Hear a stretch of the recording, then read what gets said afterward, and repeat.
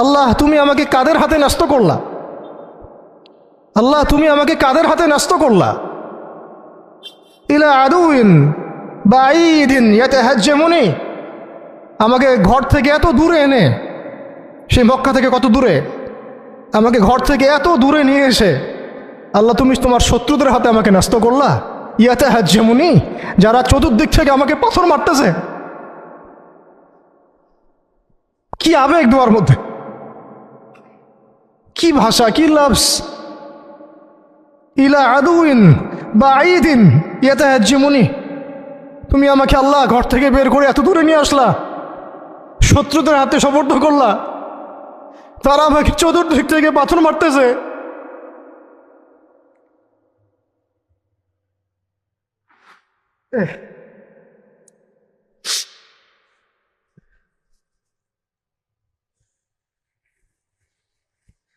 আম্মি লা করিবিন মাল্লাকতাহু আমরি, পরে নবীজি বলছেন আম্মি লা করিব, নাকি আমাকে কাছের মানুষদের হাতে নিয়ে আসছো আল্লাহ।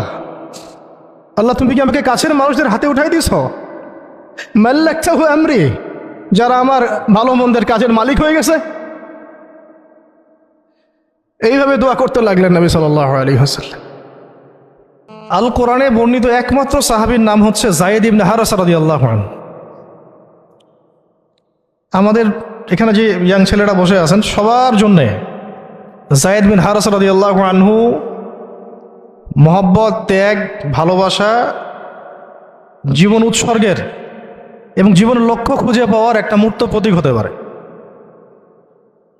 একটু মনোযোগের সাথে অংশটা শুনেন, এটা শেষ অংশ। একমাত্র সাহাবী আল কোরআনে বর্ণিত যার নাম আল কোরআনে এসেছে তিনি হচ্ছেন যায়েদ বিন হারেসা রাদিয়াল্লাহু আনহু। তার বাবার নাম হারেসা। ঘটনা এমন ছিল যে ছোটবেলায় তার মা তাকে নিয়ে এক জায়গায় যাচ্ছিলেন। তো আগে তো যে ডাকাতি হতো, জলদস্যুর আক্রমণ করতো না, এরকম তাঁবুর মধ্যে আক্রমণ হয়েছে এবং তার মায়ের কাছ থেকে সন্তানকে কেড়ে নিয়ে চলে গেছে। মায়ের জন্য কত কষ্টকর এটা। সন্তানের মহব্বত, এটা তো বাবা মারাই বুঝবে সন্তানের প্রতি মহব্বত কাকে বলে, সন্তানকে ছেড়ে থাকার কষ্ট, এটা যারা বাবা মা হয়েছেন তারাই তো বুঝবে। তো এদিকে বাবা মা পাগল প্রায়, সন্তানকে খুঁজে পাওয়া যাচ্ছে না, আর দস্যুরা তাকে নিয়ে ওকাস বাজারে বিক্রি করে দিয়েছে। কোন বাজারে? ওকাস। এটা ছিল মক্কায় একটা বাজার, ওখানে মেলা হতো, ওকাস ওখানে বিক্রি করে দিয়েছে। তো ঘটনাক্রমে তখন তার বয়স মাত্র কত হবে, 8 থেকে 10 বছর। ঘটনাক্রমে তাকে খরিদ করেছেন খাদিজা রাদিয়াল্লাহু আনহা। খাদিজা রাদিয়াল্লাহু আনহার আত্মীয়, খাদিজা রাদিয়াল্লাহু আনহার আত্মীয়। তখন কিন্তু নবী সাল্লাল্লাহু আলাইহি ওয়াসাল্লাম নবুয়ত পান নাই, মানে ওহী আসেনি এখনো, বিয়েও হয়নি এখনো। খাদিজা রাদিয়াল্লাহু আনহার সাথে এখনো বিয়ে হয় নাই। তো তার আত্মীয় তাকে কিনে নিয়ে আসছেন, এনে খাদিজা রাদিয়াল্লাহু আনহার খেদমতে দিয়ে দিয়েছে। খাদিজা রাদিয়াল্লাহু আনহার সাথে যখন নবী সাল্লাল্লাহু আলাইহি ওয়াসাল্লাম বিয়ে হলো তখন তো তার বয়স 40, আর আমাদের নবী সাল্লাল্লাহু আলাইহি ওয়াসাল্লামের বয়স 25। এটা বাংলাদেশে হইলে বাংলাদেশের মানুষ মেনে নিত না, তালাক করাই ছাড়ত অনলাইনের মাধ্যমে। কথা বুঝতে পারছেন? যদিও দুজন সুখী, যদিও ধরেন দুজন সুখী একে অপরকে পেয়ে, এখন যদি আমাদের এখানে কোনো ভাই 40 বছর বয়সের কোনো মেয়েকে বিয়ে করে, যার নিজের বয়স হচ্ছে 20 বা 25, সমাজই ওকে তালাক দেওয়া ছাড়বে, যদিও সে ওই মেয়ের সাথে সুখী। হ্যাঁ, বিয়ে কেন্দ্রিক যত জাহালাত এগুলোই দূর হয় নাই সমাজ থেকে এখনো। রাসূল সাল্লাল্লাহু আলাইহি ওয়াসাল্লামের সাথে বিয়ে হলো, বিয়ে হওয়ার পরে এমন হয় না যে আপনি কাউকে বিয়ে করেছেন এবং তাকে খুব পছন্দ হয়েছে, দুজন দুজনকে পেয়ে সন্তুষ্ট আর কি, তেমন আপনি চান না তাকে কিছু হাদিয়া দিতে, হাদিয়া তোফা দিতে মন চাবে না? হাদিয়া দিয়ে কি আবার কেউ ফেরত নেয়? তো হাদিয়া তোফা দিতে তো মন চাবে। খাদিজা রাদিয়াল্লাহু আনহা হাদিয়া দিচ্ছেন নবী সাল্লাল্লাহু আলাইহি ওয়াসাল্লামকে যে হে মুহাম্মদ, আমার খুব প্রিয় একজন দাস আছে, আমার খুব প্রিয় একজন দাস আছে এবং তার চেহারা দেখেই আমি বুঝতে পারি যে সে খুব বুদ্ধিমান এবং সে খুব সৎ। চেহারা দেখলে বোঝা যায় না মানুষের? চেহারা কিন্তু কথা বলে, চেহারাও কথা বলে, তবে দেখার চোখ থাকতে হবে, দেখার মতো চোখ থাকতে হবে। গুনাহের চোখ দিয়ে তো কারো চেহারা পড়ার সুযোগই নাই। যেমন আনাস রাদিয়াল্লাহু আনহু, তার জন্য নবী সাল্লাল্লাহু আলাইহি ওয়াসাল্লাম দোয়া করে দিয়েছিলেন না? তার মা দেখেই চিনে ফেলছেন যে হ্যাঁ উনি শেষ নবী, এই চেহারা কোনো মিথ্যাবাদীর চেহারা না। এরকম করে কথা বলা হচ্ছে, ইয়া রাসূলুল্লাহ আমার ছেলের জন্য দোয়া করে দেন। আব্দুল্লাহ বিন সালাম রাদিয়াল্লাহু আনহু ইহুদি ছিলেন, যখন নবীজি মদিনায় গিয়েছেন তার চেহারা দেখেই তিনি বুঝে ফেলছেন যে তিনি শেষ নবী। এই চেহারা কোনো মিথ্যাবাদীর চেহারা হতে পারে না। ওই চোখ থাকতে হবে এবং ওই কলব থাকতে হবে পড়ার জন্যে। তো খাদিজা রাদিয়াল্লাহু আনহা হাদিয়া দিয়েছেন যে আমার খুব প্রিয় একজন দাস আছে জায়েদ। তো নবী সাল্লাল্লাহু আলাইহি ওয়াসাল্লাম এটাকে গ্রহণ করেছেন। হাদিয়া গ্রহণ করে তিনি দেখেন জায়েদ বিন হারিসা রাদিয়াল্লাহু আনহুর তাকদীরটা কেমন হলো। স্থলদস্যুদের হাত থেকে ওকাস বাজার থেকে চলে আসলো কোথায়? খাদিজা রাদিয়াল্লাহু আনহার বাসা, সেখান থেকে নবী সাল্লাল্লাহু আলাইহি ওয়াসাল্লামের সহবতে। চিন্তা করা যায়? এই তাকদীর তো ইউসুফ আলাইহিস সালামের চেয়েও কম সৌভাগ্যের না।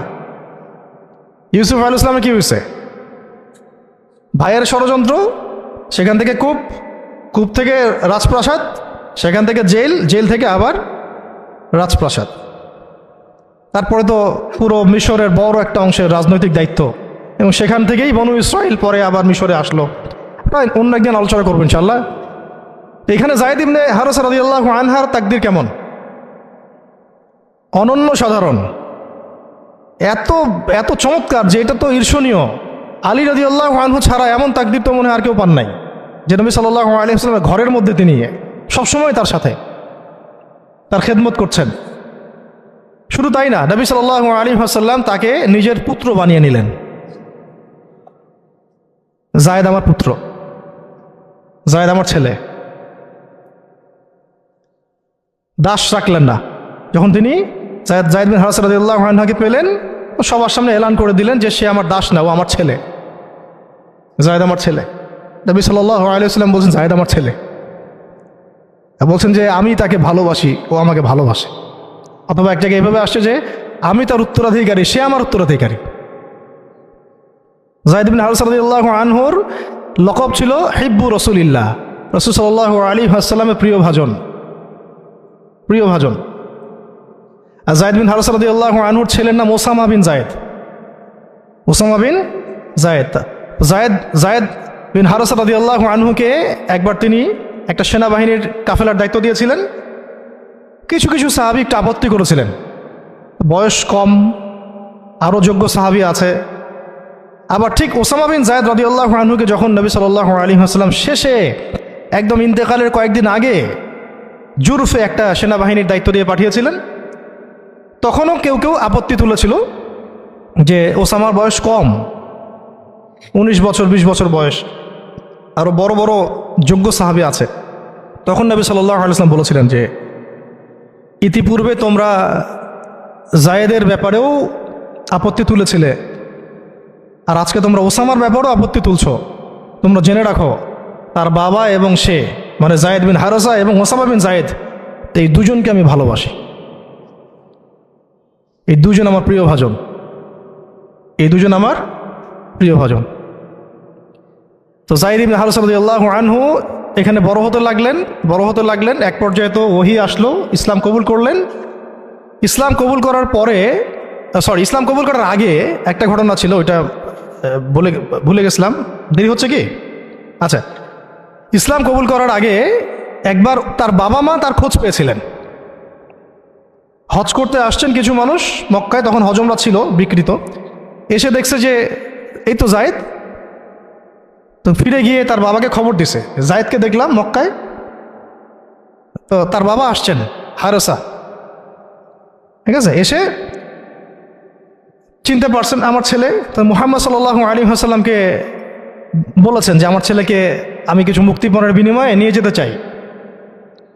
তো নবী সাল্লাল্লাহু আলাইহি ওয়াসাল্লাম বলেছেন ঠিক আছে, মুক্তিপণ লাগবে না, আমি আপনাদেরকে আরও সহজ একটা অপশন দিচ্ছি। আপনার ছেলেকে ডাকি, সে যদি আপনাদের সাথে যেতে চায় তাহলে কোনো টাকা পয়সা লাগবে না, এমনি নিয়ে যাবেন।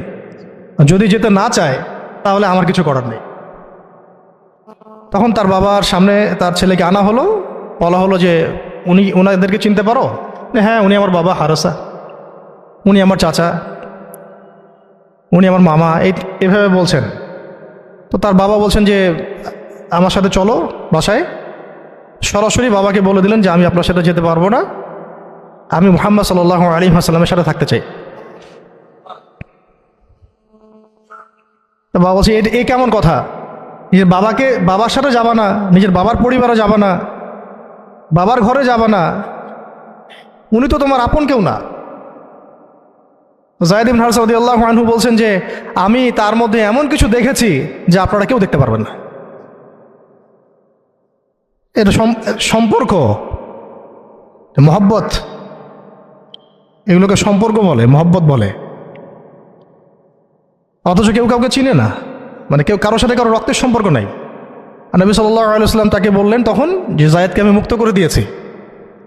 যায়েদ আমার দাস না, যায়েদ আমার ছেলে, যায়েদ আমার ছেলে, আমি তার উত্তরাধিকারী, সে আমার উত্তরাধিকারী, আমি তাকে ভালোবাসি।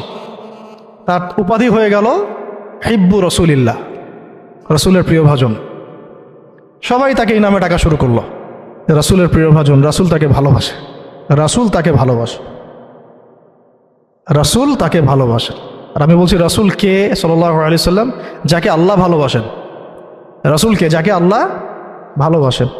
তো এখন যখন নবুয়ত প্রাপ্ত হলেন, তখন আপনারা তো সবাই জানেন যে প্রথম 13 বছর মক্কায় কাটানো হয়েছে। এই প্রথম 13 বছরে যে কি পরিমাণ নির্যাতন সহ্য করতে হয়েছে, এটা ভাষায় প্রকাশ করার কোনো কিতাব পাওয়া যাবে না। আর এটা লেখার মতো কোনো কলম নাই, কোনো হাত নাই। ওইগুলো নিয়ে আমরা ইনশাল্লাহ পরে কথা বলবো। আজকে শুধু একটা দুইটা জায়গা বলতেছি। একটা সফর ছিল তায়েফের সফর। কিসের সফর? এই যে হুট করে শুনলেন তায়েফের সফর। তায়েফের সফরের আগে 10 বছর আছে। এই 10 বছরে এত নির্মম নির্যাতন সহ্য করতে হয়েছে, যেটা তায়েফ পর্যন্ত যেতে রাসূল সাল্লাল্লাহু আলাইহি ওয়াসাল্লামকে বাধ্য করেছে। মক্কার অবস্থা কোন ঠাসা, মানে অত্যাচার হতে হতে হতে হতে এমন একটা অবস্থা, সাহাবীদেরকে চোখের সামনে শহীদ করা হচ্ছে। বেলাল রাদিয়াল্লাহু আনহুকে এইভাবে নির্যাতন করা হচ্ছে। সুমাইয়া রাদিয়াল্লাহু আনহাকে মেরে ফেলা হলো, শহীদ করা হলো। গরিব সাহাবীদেরকে নির্যাতনের স্টিম রোলার চালায় দেওয়া হচ্ছে। এক পর্যায়ে বাধ্য হয়ে অনেক সাহাবী আবিসিনিয়াতে চলে গেলেন, ইথিওপিয়ায়। আবার 3 বছর নবী সাল্লাল্লাহু আলাইহি ওয়াসাল্লাম এবং বনু হাশিমকে বয়কট করা হলো, মনে আছে? একদম বয়কট করা হলো 3 বছর। গাছের ছাল পাতা খেয়ে সাহাবীরা থাকা শুরু করলেন। চতুর্দিক থেকে রাস্তা বন্ধ, সামাজিক নির্যাতন, রাজনৈতিক নির্যাতন, গালিগালাজ, আপনজনদের মানে গীবত, তহমত, একেবারে পাথর নিক্ষেপ্ত চলতেছেই চতুর্দিক থেকে। আবু লাহাব, আবু জেহেল, আবু সুফিয়ান সবাই উঠে পড়ে লাগছে, পুরো সমাজ বিরুদ্ধে চলে গেছে। এরকম হালত বোঝার জন্যও ওইরকম সিচুয়েশন ফেস করা দরকার। এটা পড়ি আমরা তো এগুলো পড়ি, এগুলো তো আমরা বুঝি না, উপলব্ধি করতে পারি না, কারণ আমরা এই ফেজগুলো দিয়ে যাই নাই। যারা টুকটাক গিয়েছেন তারা কিছুটা আঁচ করতে পারেন। এখন এরকম একটা অবস্থায় যখন চতুর্দিক থেকে রাস্তাটা বন্ধ মনে হচ্ছে, তখন নবী সাল্লাল্লাহু আলাইহি ওয়াসাল্লাম তায়েফে গিয়েছিলেন, তায়েফের 3টা বড় বড় গোত্রকে দাওয়াত দিতে। উদ্দেশ্য হচ্ছে তায়েফবাসী যদি ইসলাম কবুল করত, তাহলে মক্কার এই কুরাইশদের বিরুদ্ধে একটা বড় সাপোর্ট পাওয়া যেত। ঠিক আছে, এটা কিন্তু একটা হিজরত, এটাও কিন্তু একটা হিজরত। এর আগে একটা হিজরত হয়েছে আবিসিনিয়াতে, তায়েফেও। এটাতে ওই সাফল্যটা আসে নাই, তায়েফবাসী ইসলাম কবুল করে নাই। পরবর্তীতে আল্লাহ পাক মদিনাবাসীকে কবুল করেছেন। ওগুলো আমরা পরে আস্তে আস্তে আলোচনা আনবো ইনশাআল্লাহ। আজকে শুধু এতটুকু বলছি তায়েফের কথাটা। এইখানে সময়টা চিন্তা করবেন, এই সময়টা ছিল জুন জুলাই মাস, জুন বা জুলাই মাসের মতো অবস্থা। মানে মানে কাঠ ফাটা রোদ বলতে আমরা যা বুঝি, প্রচণ্ড রোদ, প্রচণ্ড গরম, মরুভূমির উত্তপ্ত একটা অবস্থা। এই অবস্থায় মক্কা থেকে তায়েফের ডিস্টেন্স হচ্ছে প্রায় 100 কিলোমিটার, প্রায় 100 কিলোমিটার। যারা তায়েফে গিয়েছেন তারা হয়তো জানবেন, এটা পাহাড়, মানে মাটির নিচ থেকে তায়েফ শহরটা দেখা যায়। এই যে পাহাড়ের গা বেয়ে যে উঠতে হয়, এখন তো গাড়ি আসছে, গাড়ির যুগ, এই গাড়ি দিয়ে উঠতেও এই নিচ থেকে উপর পর্যন্ত 40 কিলোমিটার, মানে পাহাড়ের গা বেয়েই 40 কিলোমিটার রাস্তা এইভাবে সফর করে করে করে করে তায়েফের শহরের উপরে পৌঁছাতে হয়। এই কাজটা নবী সাল্লাল্লাহু আলাইহি ওয়াসাল্লাম তার সময় করেছেন পায়ে হেঁটে, তাও জুন জুলাই মাসের মতো উত্তপ্ত অবস্থায়, গরমের অবস্থায়। এবং এই সফরে নবী সাল্লাল্লাহু আলাইহি ওয়াসাল্লামের সাথে মাত্র একজন সাহাবী ছিলেন, সেই সাহাবীর নাম যায়েদ ইবনে হারেসা রাদিয়াল্লাহু আনহু, আর কেউ না, রাসূলের প্রিয় ভাজন। তাহলে বুঝতে পারছেন কত কত কাছের সম্পর্ক। আর কেউ না, কোনো সাহাবী না, যায়েদ ইবনে হারেসা রাদিয়াল্লাহু। ঠিক যেমন গারে সাওরে কেউ নাই, কোনো সাহাবী নাই, কে আছেন? আবু বকর রাদিয়াল্লাহু আনহু। আয়েশা রাদিয়াল্লাহু আনহা বলতেন মাঝে মাঝে যে যদি রাসূল সাল্লাল্লাহু আলাইহি ওয়াসাল্লাম জীবিত থাকতেন তাহলে যায়েদ ইবনে হারেসা রাদিয়াল্লাহু আনহুকে মনে হয় তিনি তার পরবর্তী স্থলাভিষিক্ত হিসেবেই ঘোষণা করে দিয়ে যেতেন। এত ভালোবাসতেন তিনি তাকে, মনে হতো যেন যায়েদ বিন হারেসা রাদিয়াল্লাহু আনহুকে তিনি পরবর্তী স্থলাভিষিক্ত করে দিয়ে যাবেন, এত ভালোবাসতেন। যখন যায়েদ বিন হারেসা কোনো সফর থেকে ফিরত, আমি, আয়েশা রাদিয়াল্লাহু আনহা বলছেন, আমি রাসূল সাল্লাল্লাহু আলাইহি ওয়াসাল্লামকে এত, মানে কি একটা বস গ্রিটিংস বলি না আমরা, অভিবাদন, এত ব্যস্ত হয়ে অস্থির হয়ে আলিঙ্গন করতে দেখি নাই যেমনটা যায়েদ বিন হারেসার ক্ষেত্রে তিনি করতেন। বহু সফরে তিনি তাকে পাঠিয়েছেন, সারিয়া অভিযানে। সারিয়া মানে যে সফরগুলোতে আমাদের নবীজি নিজে যান নাই, কিন্তু সাহাবীদেরকে পাঠিয়েছেন কোনো সামরিক অভিযান, এটাকে বলা হয় সারিয়া। আর গাজওয়া হচ্ছে এমন যুদ্ধ যেখানে নবীজি নিজে গিয়েছেন, অ্যাজ এ কমান্ডার উপস্থিত ছিলেন। তো একবার একটা সফর থেকে যায়েদ ইবনে হারেসা রাদিয়াল্লাহু আনহু এসেছেন। আয়েশা রাদিয়াল্লাহু আনহা বলছেন তার গায়ে, আমাদের নবীজির গায়ে তার সতরটা কোনো রকম ঢাকা ছিল, উপরে পোশাক নাই, মানে গায়ের উপরের পোশাকটা তিনি পরেনি নাই। এই অবস্থাতে তিনি আয়েশা রাদিয়াল্লাহু আনহার ঘরে ছিলেন। ওইখানে এসে যায়েদ ইবনে হারেসা রাদিয়াল্লাহু আনহু নক করেছেন দরজায়। ওই অবস্থায় তিনি উঠে গিয়ে যায়েদ ইবনে হারেসা রাদিয়াল্লাহু আনহুকে আলিঙ্গন করা শুরু করলেন, কপালে চুমু দেওয়া শুরু করলেন, আমার প্রিয় ভাজন আসছে। ওই সাহাবীকে সাথে নিয়ে তিনি সফর করছেন তায়েফে। তায়েফে যাওয়ার পরে 3টা গোত্রনেতা ছিল ওখানে। অনেক বড় কথা, তো আমি অল্প করে বলছি সময় সংক্ষিপ্ততার কারণে। একটা গোত্রনেতার নাম হচ্ছে আব্দে ইয়ালাইল। এর আন্ডারে বহু মানুষ ছিল, যদি সে ইসলাম কবুল করত তাহলে ওই সবাই ইসলাম কবুল করত, সে করে নাই। একটা গোত্রনেতার নাম ছিল আব্দে মাসউদ, তার আন্ডারে বহু মানুষ ছিল এবং ধনী ধনী বড় বড় ধনী ব্যবসায়ী, রাজনীতিবিদ, সে ইসলাম কবুল করে নাই। আরেকটা লোক ছিল, তার নাম হাবিব বিন আমর, এই 3 নাম্বার গোত্রনেতা। তো সেও ইসলাম কবুল করে নাই।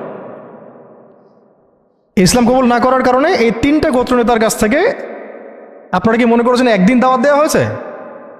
প্রায় 1 মাস নবী সাল্লাল্লাহু আলাইহি ওয়াসাল্লাম এই তায়েফের এই ময়দানে ছিলেন, দাওয়াতের ময়দানে। কোনো কিতাবে আসছে 10 দিন, কোনো কিতাবে আসছে 15 দিন, 17 দিন, কিন্তু অ্যাপ্রক্সিমেটলি 1 মাস, এটা বিভিন্ন সিরাতের কিতাবে আসছে। এই 1টা মাস তায়েফে থাকা, খাওয়া দাওয়া তো আল্লাহ ভালো জানেন কি হয়েছে।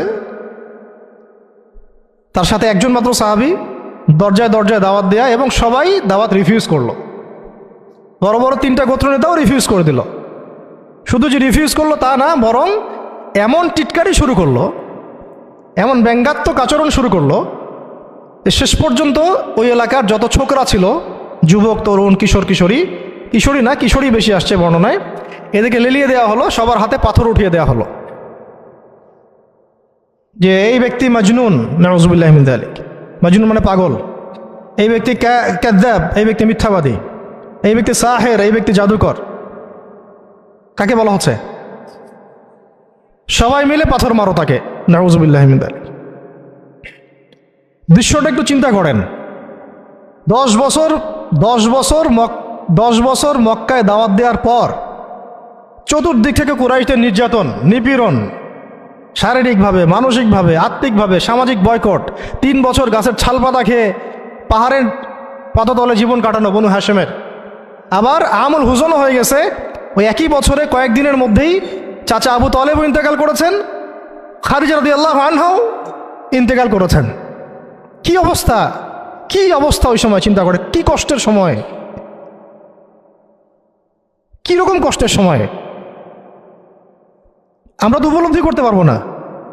আমরা তো গাজাবাসীর কষ্ট উপলব্ধি করতে পারি না, রাসূলুল্লাহ সাহাবীদের কষ্ট কি উপলব্ধি করতে পারবো? এই অবস্থায় আশার আলো নিয়ে তায়েফে যাওয়া, সেখানে গিয়ে যে 1 মাস এই মেহনত করার পর এই অবস্থা, সমস্ত ছোকরাটা পাথর মারা শুরু করলো। কি পাথর মারার সেই গতি, যেখানে পাথর মারা হয়েছে ওই জায়গা আমরা দেখে আসছি আলহামদুলিল্লাহ। কি পাথর মারার গতি, এমন পাথর মারা হচ্ছিল যে রাসূল সাল্লাল্লাহু আলাইহি ওয়াসাল্লামের মানে গায়ে লেগে রক্ত বের হতে হতে সেই রক্ত দিয়ে পায়ের যে জুতাটা আছে এই জুতাটা আটকে গেছে, এইভাবে জুতা খোলা যাচ্ছে না। রাসূলুল্লাহ সাল্লাল্লাহু আলাইহি ওয়াসাল্লাম পা থেকে জুতা খোলা যাচ্ছে না, রক্তে আটকে গেছে। আর মানুষ বলছে পাগল, মিথ্যাবাদী, হ্যাঁ জাদুকর,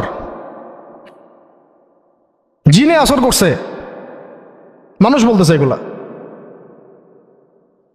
রাজনৈতিক ক্ষমতা চাই মনে হয়, হ্যাঁ অর্থ চাই মনে হয়, দুনিয়ার জৌলস মনে হয় চায়, আমাদের ঐক্য বিনষ্ট করতে আসছে। মারো একে, মেরে বিদায় করো এখান থেকে। কোন পর্যায়ে গেলে মানুষ এই কাজ করতে পারে, কি পরিমাণ ক্ষোভ থাকলে মানুষ এই কাজটা করতে পারে? আর কার এগেন্স্টটা করছে? আল্লাহর প্রিয় হাবিব, যার জন্য আল্লাহ পাক ফিরদাউস রেখেছেন, মাকামে মাহমুদ রেখেছেন, যার সুপারিশ ছাড়া আমরা মনে হয় না জান্নাতে কেউ যেতে পারবো, অসম্ভব। যার সুপারিশ ছাড়া বিচার শুরুই হবে না কিয়ামতের মাঠে, হিসাব নিকাশ শুরুই হবে না, জান্নাত তো বহু দূরের কথা, জান্নাতের দরজাও খোলা হবে না যিনি আগে না ঢোকা পর্যন্ত। তাকে মানুষ এভাবে মারা শুরু করলো,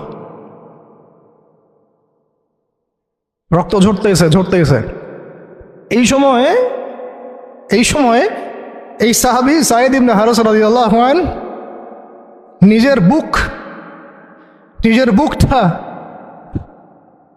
নিজের বুকটা নবী সাল্লাল্লাহু আলাইহি ওয়াসাল্লামের সামনে এইভাবে দিয়েছেন যে যতগুলো পাথর আসবে আমার গায়ে যেন লাগে, আমার নবীর গায়ে না লাগে। বুক যখন থেতলায় গেছে তখন পিঠ দিয়ে দিয়েছেন, ইয়া রাসূলুল্লাহ আপনার গায়ে একটা পাথর যেন না লাগে, আমার পিঠে লাগুক। এই সময়টা চিন্তা করেন, সাহাবীর কথা চিন্তা করেন, তাদের ত্যাগ তিতিক্ষার কথা চিন্তা করেন, ওই সময়ের সবরের কথা চিন্তা করেন।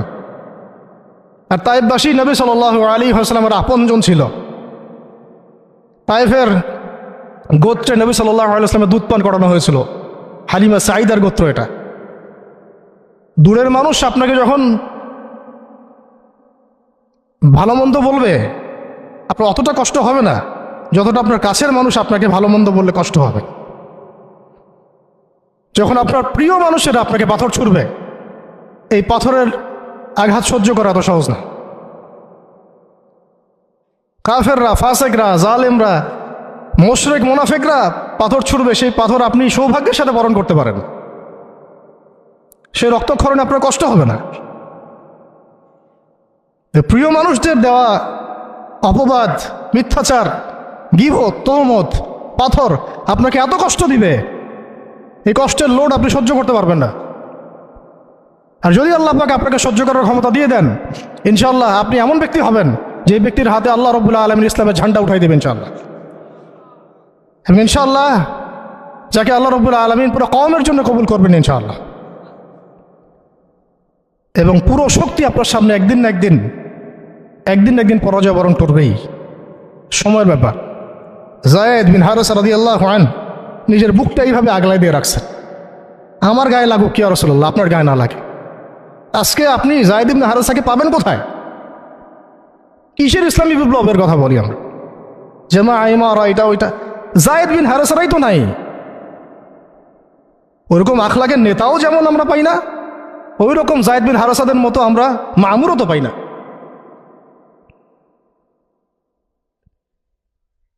বরং এখন তো এমন যুগ চলতেছে যে মানুষ সামান্য দুনিয়াবী স্বার্থের কারণে সামান্য দুনিয়াবী স্বার্থ, একটু মোহ, একটু দাম্ভিকতা, একটু অহংকার, একটু জিদ, একটু রাগ, একটু ক্ষোভ ইত্যাদির কারণে মানুষ, নিজের প্রিয় মানুষ আপনাকে মানুষের হাতে উঠাই দিতে পারে। সবাই মিলে তাকে পাথর মারো, আমি তাকায় তাকে দেখতেছি। সবাই তাকে পাথর মারো, আমি তাকায় তাকে দেখতেছি। যেন নিজের প্রিয় মানুষকে পাথর মারলে এটা দেখলে আপনার মনে আরো শান্তি আসতেছে।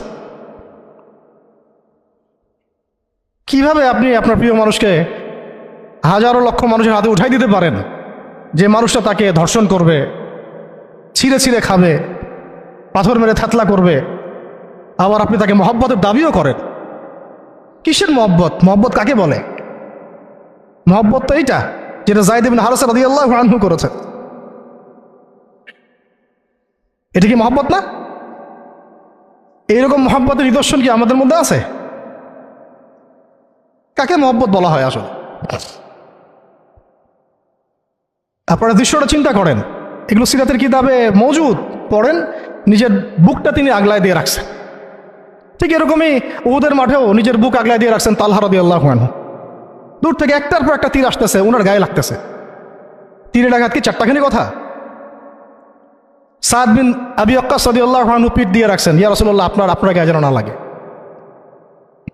তোমরা জীবন্ত শহীদ দেখতে চাও, তালহাকে দেখো। 70-এর বেশি আঘাত তার গায়ে ছিল উহুদের দিন। সাদ বিন আবি ওয়াক্কাস রাদিয়াল্লাহু আনহুকে নবীজি বলছেন যে, হে সাদ, তীর ছুঁড়ো, তোমার জন্যে আমার পিতামাতা কুরবান হয়ে যাক।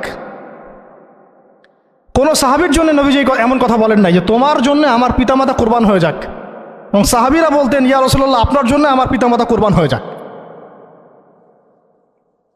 একমাত্র সাহাবী সাদ বিন আবি ওয়াক্কাস রাদিয়াল্লাহু আনহুর জন্য নবী সাল্লাল্লাহু আলাইহি ওয়াসাল্লাম এই কথা বলেছেন। ওই ময়দানে উম্মে ওমারাও ছিলেন, মহিলা সাহাবী, অনবরত তীর ছুঁড়েছেন রাসূলের গায়ে যেন আঘাত না লাগে। ওই ময়দানে হানজালা ছিলেন, ছুটতে ছুটতে আবু সুফিয়ান পর্যন্ত পৌঁছে গিয়েছেন। ওই অবস্থায় তার শাহাদাত হয়ে গেছে, তাকে মারতে পারেন নাই, উল্টা তার গায়ে আঘাত লেগে গেছিল। গাসাসুল মালায়েকা, শহীদ হওয়ার পরে দেখা যায় তার দেহটা মাটি থেকে উপরে উঠে আসে আর দেহ থেকে পানি ঝরতেছে। নবীজি জিজ্ঞাসা করা হলো তার এই হালত কেন? নবী সাল্লাল্লাহু আলাইহি ওয়াসাল্লাম বললেন যে গত রাত্রে স্ত্রীর সাথে ছিল, সে জিহাদের ডাক আসছে, ওই বিছানা থেকে চলে আসছে, বেচারা বিছানা থেকে এখানে চলে আসছে। হানজালা রাদিয়াল্লাহু আনহু শহীদ হয়ে গেছে, ফেরেশতারা তাকে গোসল দিচ্ছেন, এই যে পানি দেখা যাচ্ছে। ওই মাঠে সাদ বিন রবি রাদিয়াল্লাহু আনহু ছিলেন, একদম শেষ নিঃশ্বাস যাচ্ছে তার অবস্থা। আমাদের নবীজি বললেন, সাদ বিন রবিকে খুঁজে বের করো, সে আমার প্রিয় ভাজন, তাকে খুঁজে বের করো। খুঁজতে গিয়ে দেখা গেল যে তিনি এইরকম একটা হালত, 60-70টা আঘাতের চিহ্ন নিয়ে প্রায় যান যাচ্ছে অবস্থা। সাহাবী বললেন, হে সাদ, রাসূল সাল্লাল্লাহু আলাইহি ওয়াসাল্লাম তোমাকে সালাম দিয়েছে। রাসূল তোমাকে সালাম দিয়েছেন আর জিজ্ঞাসা করছেন তুমি কেমন অনুভব করতেছো এখন?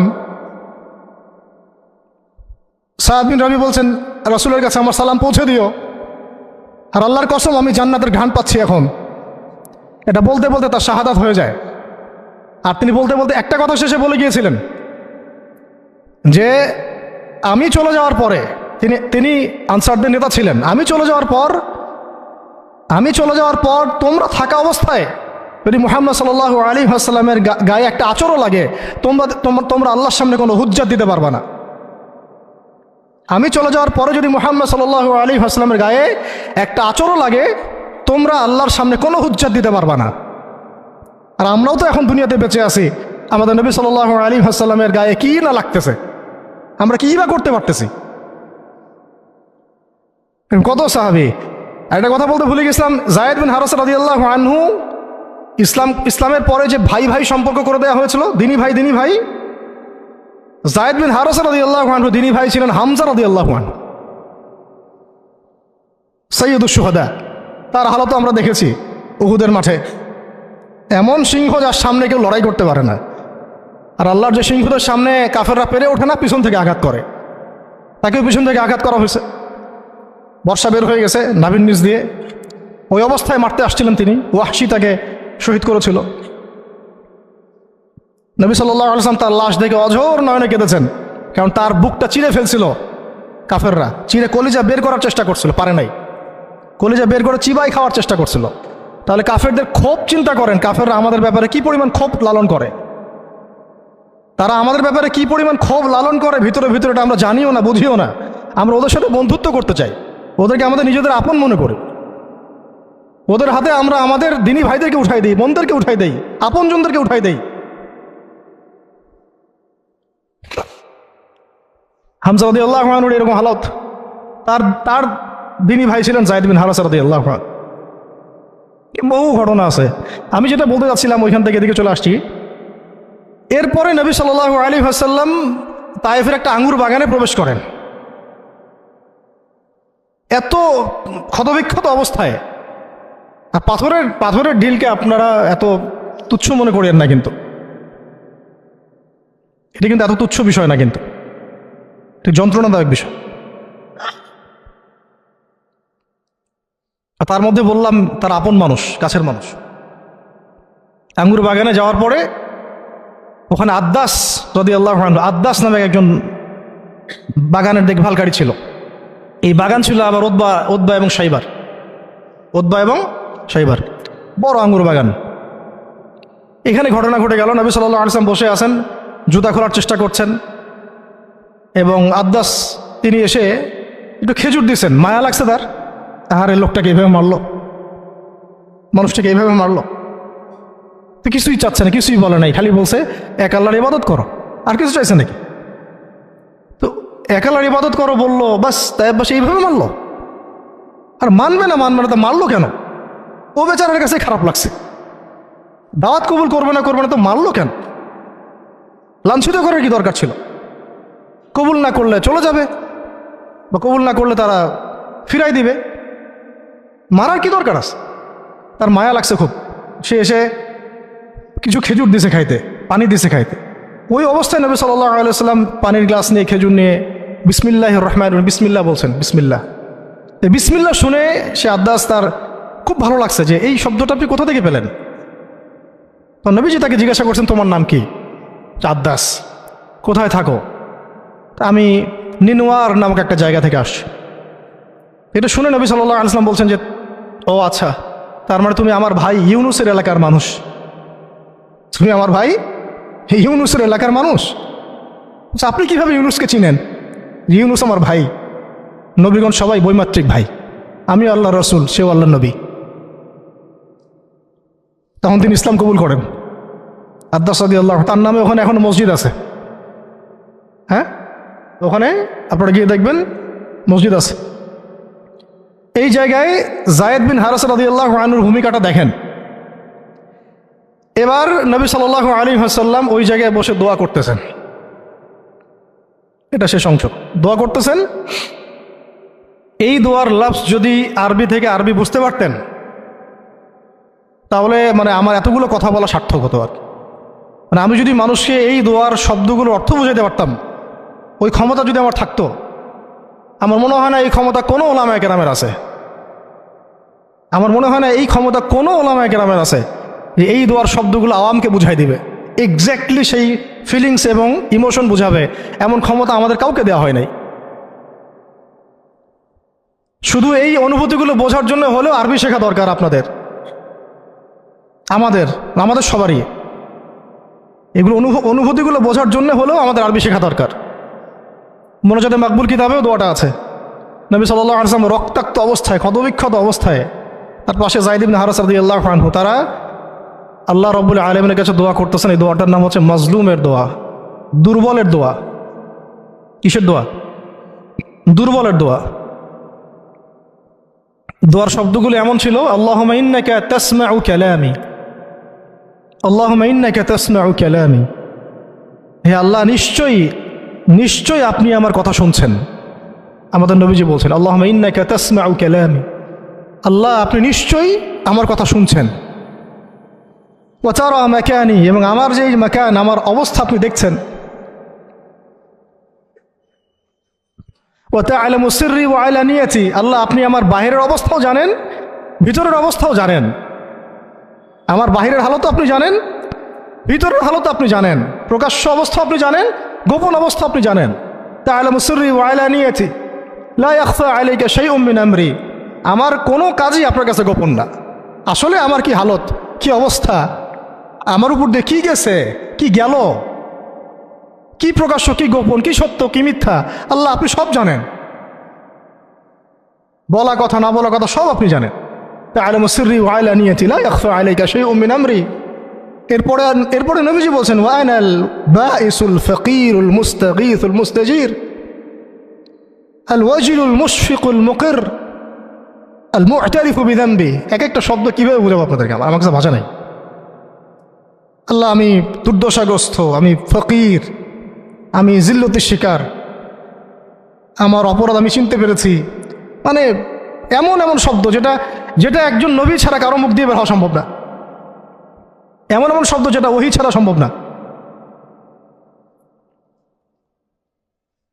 আসআলুকা মাসআলাতাল মিসকিন, মিসকিনরা যেভাবে তোমার কাছে চায় আল্লাহ আমি সেভাবে তোমার কাছে চাচ্ছি।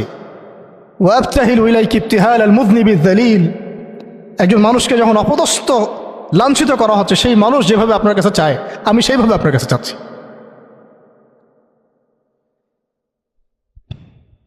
আরো অনেক শব্দ আছে, মাঝখানে লাইন আছে। একটা জায়গায় আছে অনেক বড় দোয়া, আল্লাহুম্মা ইয়া খায়রাল মাসউলিন ইয়া খায়রাল মু'তিন ইলাইকা আশকু দু'ফা কুওয়াতি। এই অংশটা সব কিতাবেই আছে সিরাতের। আল্লাহুম্মা ইলাইকা আশকু দু'ফা কুওয়াতি, আল্লাহ আমি তোমার কাছে আমার শক্তির অক্ষমতা প্রকাশ করতেছি। মানে আমার যে শক্তি নাই এখন, তাই পাশে আমার সাথে এগুলো করলো, আমার তো শক্তি নাই এখন, আমার এই শক্তির অক্ষমতা আল্লাহ আমি তোমার কাছে প্রকাশ করতেছি।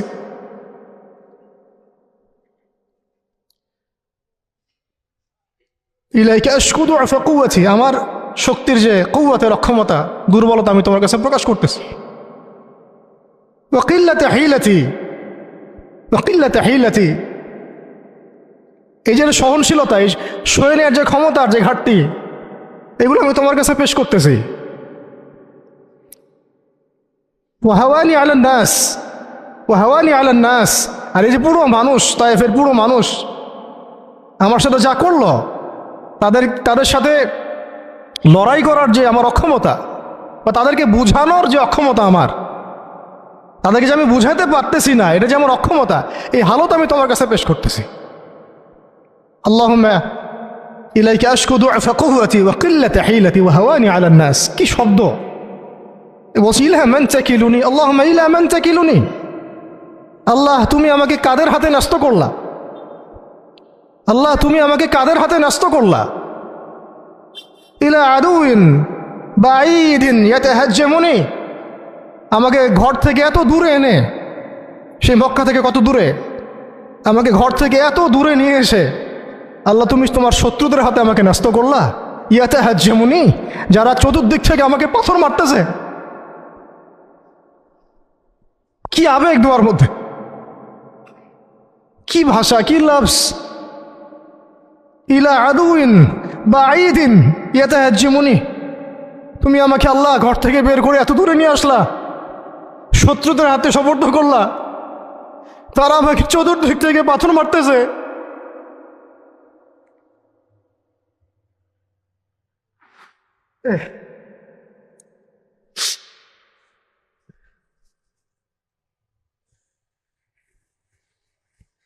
আম্মি লা করিবিন মাল্লাকতাহু আমরি, পরে নবীজি বলছেন আম্মি লা করিব, নাকি আমাকে কাছের মানুষদের হাতে নিয়ে আসছো আল্লাহ, আল্লাহ তুমি কি আমাকে কাছের মানুষদের হাতে উঠাই দিছ। মাল্লাকতাহু আমরি, যারা আমার ভালো মন্দের কাজের মালিক হয়ে গেছে। এইভাবে দোয়া করতে লাগলেন নবী সাল্লাল্লাহু আলাইহি ওয়াসাল্লাম। যায়েদ বিন হারিস রাদিয়াল্লাহু আনহু শামিল আছেন এখানে। তারপরে নবীজি বলছেন ইল্লাম তাকুন সাখিতুন আলাই ফালা উবালি, আল্লাহ এত কিছুর পরে যদি তুমি আমার প্রতি অসন্তুষ্ট না হও আমার কিছুই যায় আসে না। আল্লাহ এত কিছু হয়ে গেল, এরপরে যদি তুমি আমার উপর অসন্তুষ্ট না হও অন্তত আমার কিছুই যায় আসে না। আলহামদুলিল্লাহ। ইল্লাম তাকুন সাখিতুন আলাই ফালা উবালি, তুমি যদি আমার উপর আল্লাহ অসন্তুষ্ট না হও, তোমার কাছে আমি ঠিক থাকতে পারি, তোমার কাছে আমার অবস্থান ঠিক থাকে আল্লাহ, ফালা উবালি, আমি এসবের কোনো কিছুর পরোয়া করি না। কিভাবে বুঝবেন এই ভাষার শব্দগুলো? ঠিক এইরকম শব্দেই দোয়া করেছিলেন খুবাইব রাদিয়াল্লাহু আনহু যখন তাকে শুলে চড়ানো হবে, এবং তিনি তখন, শুলদণ্ড অনেক কঠিন, জীবন্ত একটা মানুষকে মেরে ফেলা, পিছন দিক থেকে লোহা আছে না, এগুলো এগুলো প্রবেশ করিয়ে মাথা দিয়ে বের করে দেয়। শুলদণ্ড, খুবাইব বিন আদি রাদিয়াল্লাহু আনহুকে শুল দেওয়া হয়েছে। এটা রাজির ঘটনা, সিরাতে পড়বেন, রাজির ঘটনা। ট্র্যাপে ফেলে হত্যা করা হয়েছে। যখন তাকে শুলে দেওয়া হচ্ছে তখন তাকে বলা হয়েছে যে তোমার জায়গায় যদি মুহাম্মদকে হত্যা করা হয় তুমি কি খুশি হবা? তোমাকে ছেড়ে দিয়ে যদি মুহাম্মদকে হত্যা করা হয়? বলছেন যে আমার জায়গায় মুহাম্মদকে হত্যা করা তো দূরের কথা, সাল্লাল্লাহু আলাইহি ওয়াসাল্লাম, তার একটা লোম বাঁকা হোক আমি সেটাও চাই না, সেটাও সহ্য করতে পারবো না।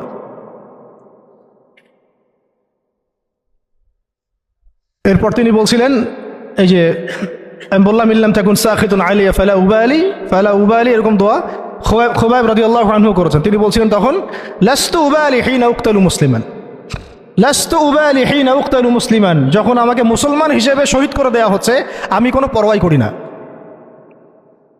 যখন আমাকে মুসলমান হিসেবে শহীদ করে দেওয়া হচ্ছে আমি এর কোনো পরোয়াই করি না। লাস্তু উবালি হিনা উকতালু মুসলিমান আলা আই শাক্কিন কানা ফিল্লাহি মাসরাই, আমাকে হত্যা করার সময় যেদিকেই তোমরা পাশ ফিরাও না কেন ওই পাশ আল্লাহর জন্যে। ওয়াযালিকা লিলাহ ওয়াযালিকা যাতুল ইলাহি ওয়া ইয়াশা, আর তিনি তো এমন জাতের ইলাহ, এমন ইলাহ, তিনি একজন, আল্লাহর কথা বলা হচ্ছে, তিনি এমন একজন ইলাহ, তিনি যদি চান ইউবারিক আলা ফি কুল্লি শিলউম মুমাজ্জাহ, তিনি আমার কেটে ফেলা প্রত্যেকটা হাড়ে এবং মাংসে বরকত দিয়ে দিবেন। এইভাবে তাকে হত্যা করা হয়েছে। খুবাইব রাদিয়াল্লাহু আনহু প্রতারণা করে ট্র্যাপে ফেলা হয়েছে। এরকম বীরে মাউনাও ঘটনা ঘটছে, এরকম 70 জন সাহাবীকে ট্র্যাপে ফেলে হত্যা করে দেওয়া হয়েছে। আপনারা সতর্ক থাকবেন। এই ঘটনার পরে বহু ঘটনা হয়েছে, সিরাতে হিজরত হয়েছে।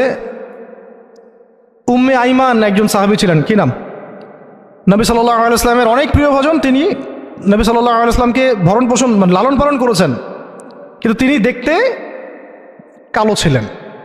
খুব সুন্দরী নারী যেমন এমন না, ঠিক আছে। তিনিও ওই দাসের শ্রেণীর মধ্যেই ছিলেন। তাকে তো সবাই সচরাচর বিয়ে করতে চাচ্ছে না। নবী সাল্লাল্লাহু আলাইহি ওয়াসাল্লাম বলেছিলেন একবার যে তোমাদের মধ্যে কেউ আসো জান্নাতের একটা মেয়েকে বিয়ে করবা? তোমাদের মধ্যে কি এমন কেউ আসো যে জান্নাতি একটা মেয়েকে বিয়ে করবা? উম্মে আইমান, হ্যাঁ আমার প্রিয় ভজন উম্মে আইমান, উনি তো এমন সাহাবী ছিলেন নবী সাল্লাল্লাহু আলাইহি ওয়াসাল্লাম তার সম্মানার্থে চাদরও বিছাই দিছে। উম্মে আইমান, আমি একটু ভুল হইতে পারি জায়গাটা, আপনারা একটু দেখে নিয়েন। তো নবী সাল্লাল্লাহু আলাইহি ওয়াসাল্লাম যখন উম্মে আইমানের কথা বলেছেন তখন অনেকেই দাঁড়ায় নাই বিয়ে করার জন্যে। তো যায়েদ বিন হারেসা রাদিয়াল্লাহু আনহু দাঁড়িয়েছেন, আমি বিয়ে করব।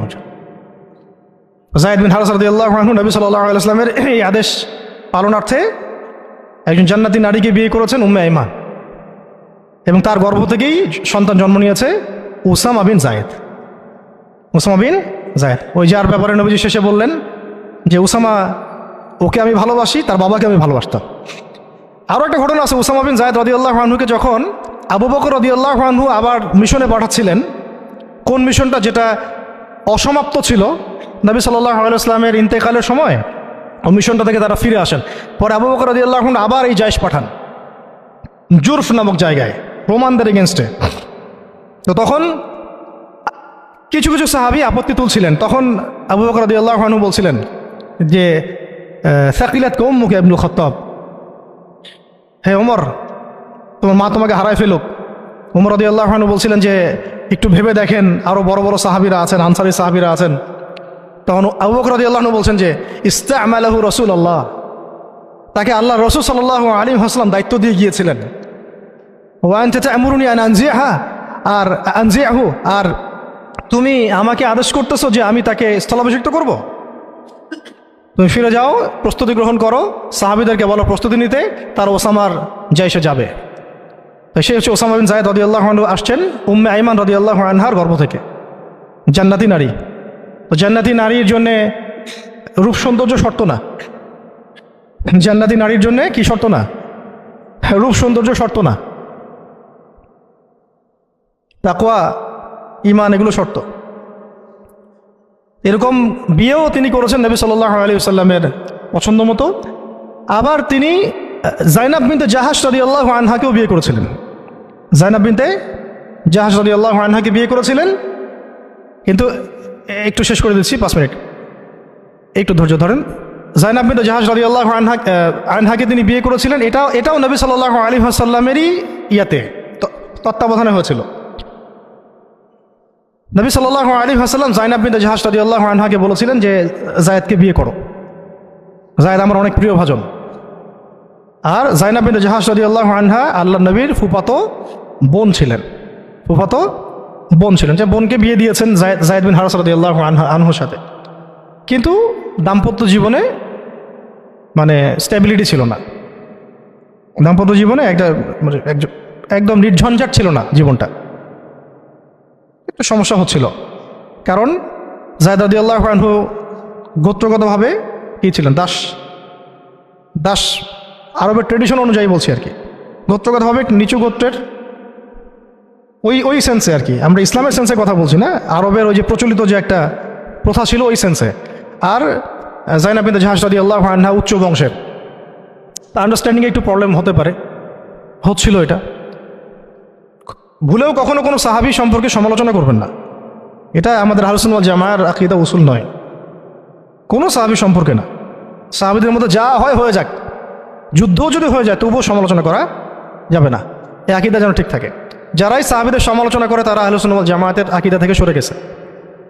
তো এখানে সাহাবীদের কোনো সমালোচনার সুযোগ নাই। কিন্তু দাম্পত্য জীবনে মনোমালিন্য হচ্ছিল, এটা খুব স্বাভাবিক বিষয়। বহু সাহাবীর জীবনে এমন অনেক ঘটনাই ঘটেছে, একাধিক বিয়ে, একাধিক তালাক, একাধিক অনেক কিছু হয়েছে। মানুষ হতে পারে, কখনো ভ্যালিড কারণ থাকতে পারে, কখনো মানুষ শয়তানের প্ররোচনা থাকতে পারে, কখনো জিন শয়তানের প্ররোচনা থাকতে পারে, কখনো আরও অন্য কিছু হতে পারে। তো যাই হোক, এখন তালাক হয়ে গেছে। যায়েদ বিন হারেসা রাদিয়াল্লাহু আনহু জাইনাব বিনতে জাহাশ রাদিয়াল্লাহু আনহাকে তালাক দিয়ে দিয়েছে। এরপরে নবী সাল্লাল্লাহু আলাইহি ওয়াসাল্লাম বিয়ে করেছেন জাইনাব বিনতে জাহাশ রাদিয়াল্লাহু আনহাকে। এইটা নিয়ে আরবের মধ্যে একটু কথা ছড়াছড়ি হচ্ছিল যে পালক পুত্রের স্ত্রীকে বিয়ে করেছে। আরবের মানুষ এটা নিয়ে কানাঘোষা করছিল।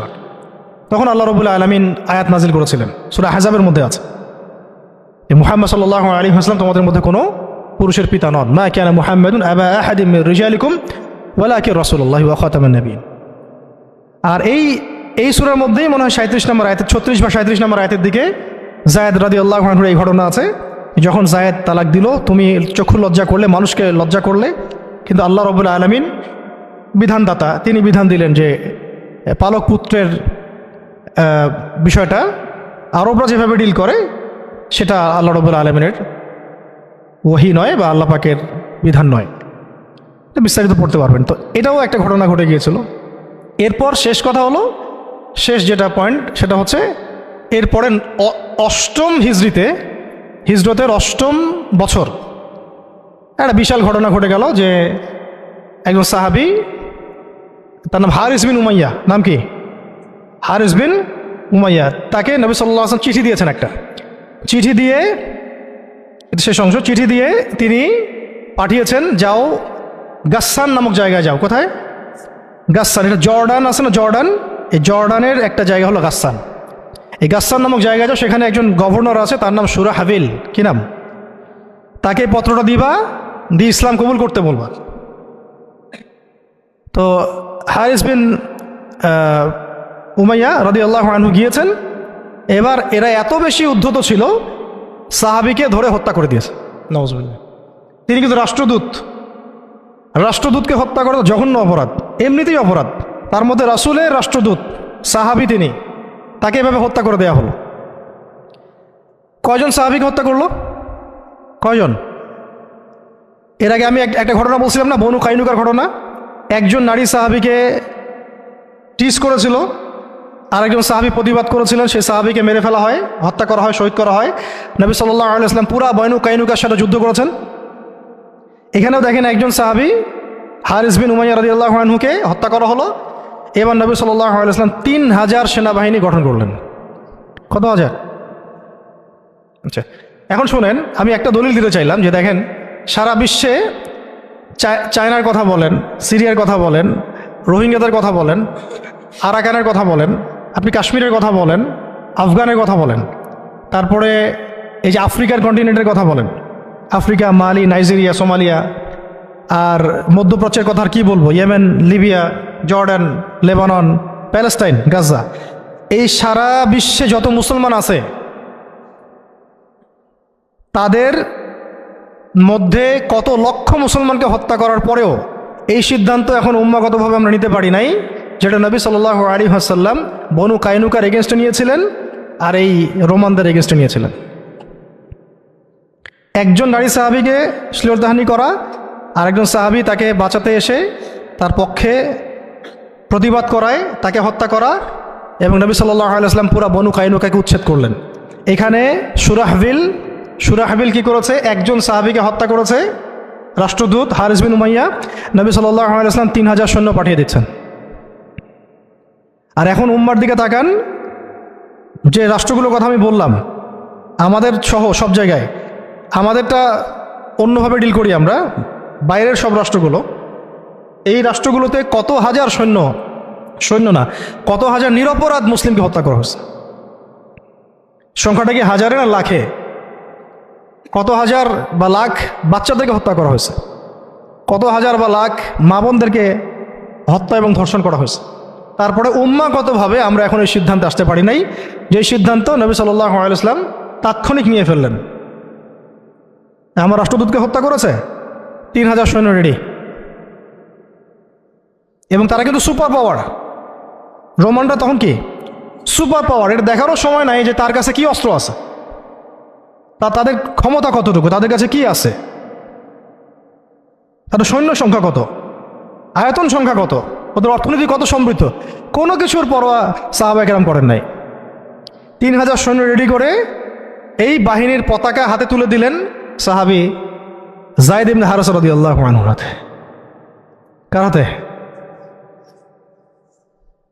চিন্তা করেন, তায়েফের সাথী, রাসূল সাল্লাল্লাহু আলাইহি ওয়াসাল্লাম প্রিয়ভাজন, তায়েফের সাথী, জান্নাতি নারীকে বিয়ে করেছেন,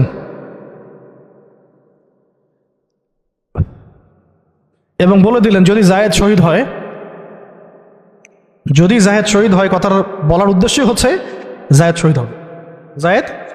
শহীদ হবে, হতে পারে ইনশাআল্লাহ, তাহলে পতাকা উঠায় নেবে আব্দুল্লাহ বিন রওয়াহা রাদিয়াল্লাহু আনহু।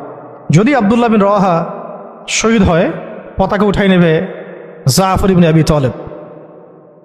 যদি জাফর শহীদ হয় বা আব্দুল্লাহ বিন রওয়াহা শহীদ হয়, তাহলে পতাকা তোমাদের মধ্য থেকে কাউকে তোমরা আমির বানায় নিও।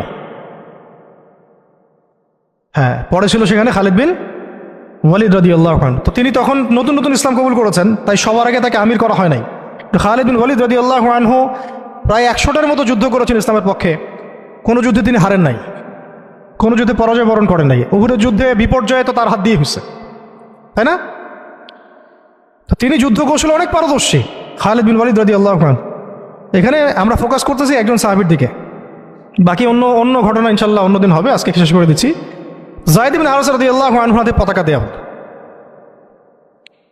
হ্যাঁ, তিনি গেলেন ওখানে, যখন যাওয়ার পরে দেখলেন যে সুবহানাল্লাহ, কোথায় আমরা 3000, আর এদের মধ্যে তো রোমান সৈন্যই 1 লাখ।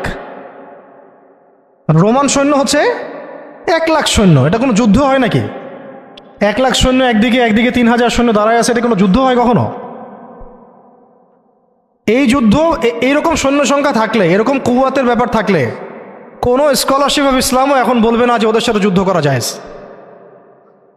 কোনো আলেমও মনে হয় ভুলেও ফতোয়া দিবে না যে তাদের সাথে যুদ্ধ করা জায়েজ হতে পারে। তোমরা কি পাগল হয়েছো? তাদের সাথে যুদ্ধ করতে যাও, ওদের 1 লাখ, তোমাদের 3000। মনে তো হয় কেউই হয়তো এই ফতোয়াটা দিবে না, যেটা এটা হতেও পারে। ইসরায়েলে এত পাওয়ার, তোমরা কিসের জন্য হামাসের পক্ষে কথা বলো? আমেরিকা এত বড় সুপার পাওয়ার, তালেবানরা পারবে ওদের সাথে? এরকমই তো কথা চলতেছে সব, না? বাংলাদেশের মুসলমান, পাকিস্তানের মুসলমান, আফগানের মুসলমানদের কি আছে? ভারতের এত বড় বড় পারমাণবিক অস্ত্র আছে। ভাবটা তো এইরকমই না? এবং এগুলোকে হিসাব কিতাব করে অনেকেই, অনেক কাফেররা বলে বলুক, মানে ফাসেকরা বলে বলুক, মোরতাদরা বা রামবাম প্রগতিশীল, এরা তো যা ইচ্ছা তাই বলেই, ওদের কথা আমরা কখনো দেখিও না।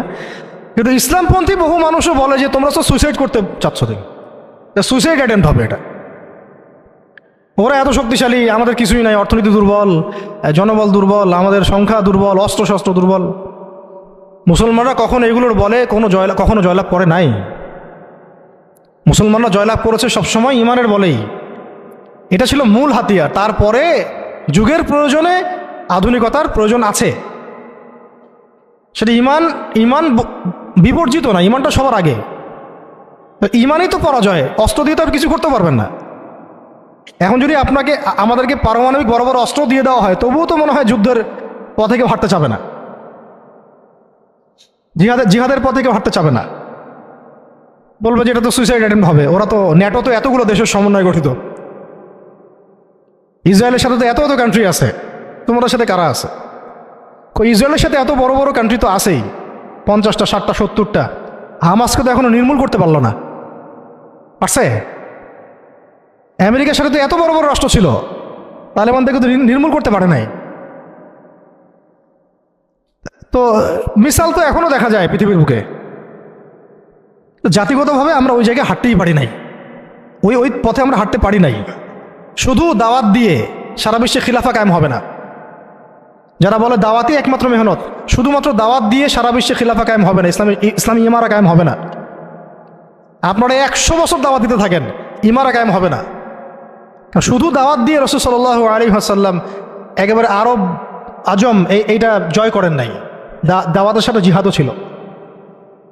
হ্যাঁ, এটা আলাদা আলোচনা যে এটা শর্ত কি হবে, প্রস্তুতি কি হবে, উসুল কি হবে, এটা আলোচনা করতে চাইলে আলোচনা হতে পারে। আলোচনার তো জায়গায় রাখেন নাই আপনারা, সব তো বন্ধ, তো দরজাই বন্ধ। বরং এগুলো নিয়ে যারাই 2-4টা কথা বলছে, ওরা তো শেষ, সমাজই ওদেরকে মেনে নেয় নাই। ইসলামপন্থী ভাই বোনরাই মেনে নেয় নাই, কাফেররা মানা তো বহু দূরের কথা। কাফেররা তাদের মাথার দাম নির্ধারণ করছে আর কি। কিন্তু আস্তে আস্তে বিশ্ব এদিকে যাবেই, আমরা চাই আর না চাই, ওয়ার্ল্ড এদিকে যাবে, আখিরুজ্জামান এদিকেই যেতে থাকবে। তো আল্লাহ পাক আমাদের নসিবে যদি এটা থাকে এবং আমাদের উপরে যদি এটা কোনো না কোনোভাবে অবধারিত হয়ে যায়, আল্লাহ পাক আমাদেরকে কুওয়াতের সাথে অংশ নেওয়ার তৌফিক দেন। এবং সব দিক থেকে, আধ্যাত্মিকভাবে, ইমানের দিক থেকে, আমলের দিক থেকে, আখলাকের দিক থেকে, সমাজের দিক থেকে, জ্ঞানের দিক থেকে আল্লাহ পাক ওই রকম চেতনা এবং প্রস্তুতি আমাদের মনের মধ্যে দান করে দেন। প্রস্তুতি তো আগে মনের বিষয়। তো শেষ করতেছি, এবার এই যায়েদ ইবনে হারেসা রাদিয়াল্লাহু আনহু এখানে আলোচনা হচ্ছে, আমরা কি যুদ্ধ কালকে করব, নাকি মদিনা থেকে সৈন্য পাঠাতে বলবো, নাকি আমরা অন্য কোনো পথে যাব, নাকি ব্যাকফুটে যাব, নাকি পত্র পাঠাবো রাসূলকে জানাবো বিষয়টা। তো দেখা গেল পরের দিন সৈন্য 1 লাখ না, সৈন্য 2 লাখ সৈন্য, আরও গাসসানি গোত্রের বিভিন্ন জায়গা থেকে আরবরা আসছে, আরও 1 লাখ। এবার ফতোয়া কোন জায়গায় যাইতো? আমরা হইলে ফতোয়া যাইতো একটা জায়গায়, এখান থেকে পালাই হিজরত করো, এখান থেকে পালাই হিজরত। তোমরা কি জানো না নিজের জান বাঁচানো ফরজ? আর সুবহানাল্লাহ, এমন একটা ব্যাপার জানেন, শয়তানও কোরআন হাদিস থেকে দলিল দিতে পারে। হ্যাঁ, আমার অভিজ্ঞতা থেকে আমি দেখছি, আমার অভিজ্ঞতা থেকেও দেখছি একটা, যে একজনকে বলা হচ্ছিল যে এটা না আপনার আমার মাঝে চুক্তি হয়েছে, হ্যাঁ, তো এই চুক্তি মানতে আপনার অসুবিধা কোথায়? সে বলতেছে যে এই চুক্তি যখন হয়েছে তখন আমি বুঝতে পারি নাই যে কোনটা ঠিক কোনটা বেঠিক। এখন বুঝতে পারছি যে এটা ঠিক ছিল না, আর হাদিসে আছে মুমিন 1 গর্তে যেন 2 বার না যায়। আমাকে হাদিস দিয়ে দলিল দিয়ে দিল। কি বুঝলেন? তো এমন একটা অবস্থা যে দলিল কোরআন হাদিস থেকে এখন মনে হয় শয়তানও দিতে পারে। আল্লাহ পাক আমাদেরকে হেফাজত করেন। তো আলেমদের সংস্পর্শে থাকতে হয় এই কারণেই, তাহলে আমরা বুঝতে পারবো না যে আসলে কোনটা পরিশুদ্ধ দলিল, গ্রহণযোগ্য দলিল। শেষ কথা হচ্ছে, এবার দেখা গেল 2 লাখ সৈন্য, এখানে আলোচনা হচ্ছে যুদ্ধ হবে কি হবে না। একজন সাহাবী আব্দুল্লাহ বিন রওয়াহা, যিনি কমান্ডার ছিলেন পরে, তিনি বললেন যে তিনি এমন একটা জ্বালাময়ী বক্তব্য দিলেন, ওই বক্তব্য শুনে সাহাবায়ে কেরাম একদম ডিটারমাইন্ড হয়ে গেলেন যে কালকে যুদ্ধ হবে। আমরা চিঠিও পাঠাচ্ছি না, আমরা ফিরেও যাচ্ছি না, মদিনা থেকে আমরা ব্যাকআপ, আমাদের সৈন্য দরকার নেই। বিশাল বক্তব্য ছিল, এটা সিরাতের কিতাবে আছে। শুধু এতটুকু বলতেছি, উনি 2টা লাইন বলেছেন স্পেশালি। একটা হলো যে, হে আমার ভাইরা, আমরা কি উদ্দেশ্যে বাসা থেকে বের হয়েছি আজকে? আমরা কি অর্জনে বের হই নাই? সাহাবীরা বলছেন হ্যাঁ। যদি আমরা কালকে যুদ্ধ করি এবং শহীদ হই, তাহলে আমরা জান্নাতে হুরিন আইনদের সাথে আমাদের মঞ্জিল, আমাদের বাসস্থান ইনশাআল্লাহ অবধারিত হয়ে যাবে। আর যদি আমরা গাজী হই, তাহলে আমরা সারা জীবন আল্লাহর কাছে সম্মানিত থাকব। আর যদি আমাদের দেহকে কেটে দ্বিখণ্ডিত করে ফেলা হয়, তো এটার জন্যই তো আমরা বাসা থেকে বের হয়েছি। এরকম কয়েকটা কথা উনি বললেন, অল্প কথা। কোনো সাহাবী আর দ্বিতীয় কোনো বাক্য ব্যয় করলেন না। ঠিক আছে, কালকে যুদ্ধ হবে। এমন রক্তক্ষয়ী যুদ্ধ হয়েছে এই 2 লাখের এগেনস্টে 3000 নিয়ে। সৈন্যদেরকে এমনভাবে বিন্যাস করেছেন সাহাবায়ে কেরাম যে ওদের চোখে মনে হচ্ছিল যে মুসলিমরা অনেক। খালিদ বিন ওয়ালিদ রাদিয়াল্লাহু আনহু বলছেন যে ওই দিন শুধু আমার হাতেই 9টা তরোয়াল ভেঙে গেছে। মানে কাফেরদেরকে মারতে মারতে মারতে মারতে এমন একটা অবস্থা হয়েছে আমার 9টা তরোয়াল ভেঙেই গেছে। তাহলে কতজন কাফেরকে তিনি জাহান্নামে পাঠাইছেন সেটা আপনারা চিন্তা করেন। শেষে ছোট নাকি একটা ইয়েমেনের চাকু ছিল, ওই ছোট একটা চাকু দিয়ে আমি যুদ্ধ করছি। এটা বলছেন কে? খালিদ বিন ওয়ালিদ রাদিয়াল্লাহু আনহু। প্রথমে পতাকা যায়েদ বিন হারেসা রাদিয়াল্লাহু আনহু হাতে ছিল। ওনার ঘোড়া উনি ছুটিয়েছেন, শত্রু বাহিনীর যে এই সারিগুলো, কাতারগুলো, এটাকে ভেদ করে সামনে চলে গেছেন। তার যতগুলো আঘাত সবগুলো দেহের সামনের দিকে বেশি, পিছনের দিকে নাই। মানে পিছন থেকে আক্রমণ করতে তাকে পারতেছে না। আর যে মানুষ তায়েফের বুকে পাথর নিয়ে এখানে আসছেন, যে মানুষের জীবনে এত চড়াই উতরাই চলে গেছে, এবং যে মানুষ তার প্রিয়তমাকেও ছাড়তে হলো, সেই মানুষের জন্য শাহাদাতের চেয়ে সৌভাগ্যের আর কি হতে পারে, আর কাঙ্ক্ষিত আর কি হতে পারে? দুনিয়া তো তার দেখা শেষ। তিনি তো এখন চাচ্ছেন জান্নাতে যেতে। এই মাঠ থেকে যেন তিনি ফিরতেই চাচ্ছেন না। আর যেহেতু নবী সাল্লাল্লাহু আলাইহি ওয়াসাল্লাম বলেছেন যদি যায়েদ শহীদ হয় তাহলে তুমি পতাকা নিও, তো তিনি তো জানেন তিনি আর ফিরবেন না। আর কোনো সাহাবী ফেরার জন্য কখনো ময়দানে যান নাই। তো তিনি সেখানে শহীদ হয়ে যান। তার গায়ে প্রায় 50টা আঘাতের চিহ্ন ছিল। দূর থেকে একটা বর্ষাও কিন্তু খুব কঠিন বিষয়। একটা লোহার বর্ষা গায়ের ভিতর ঢুকে যাওয়া এত চারটাখানি কথা না, এর চেয়ে তো বুলেট লাগাও সহজ মনে হয়। একটা বর্ষা ঢুকে যাওয়া আর সেই অবস্থায় জান চলে যাওয়া,